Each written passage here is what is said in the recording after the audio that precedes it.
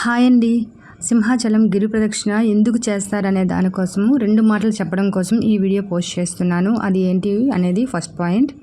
సింహాచలం కొండలపైన ఉన్న ప్రతి మొక్క కూడా ఔషధ గుణాలు చాలా ఉంటాయని అప్పుడు పూర్వీకులు ఋషులు అందరూ చెప్పేవారని, గుడి చుట్టూ ప్రదక్షిణ చేస్తే ఆ వచ్చే గాలి ద్వారా మనం తీసుకునే గాలి ఉంటుంది కదా, అది అన్ని హెల్త్ ఇష్యూస్కి కూడా చాలా బాగా పనిచేస్తుందని ఒకటి. రెండోది, పూర్వం ప్రతి ఒక్కరు కూడా సింహాద్రి అప్పన్నకి ఏ కోరిక కోరుకున్నా ఒక ప్రదక్షిణ, గిరి ప్రదక్షిణ ఆషాఢంలో వచ్చే చతుర్దశి నాడు స్టార్ట్ చేస్తే గిరి ప్రదక్షిణ పౌర్ణమికి ముగించుకొని స్వామివారిని దర్శించుకున్నట్టయితే మనకి ఎటువంటి కోరికైనా నెరవేరుతుందని అదొక నమ్మకం.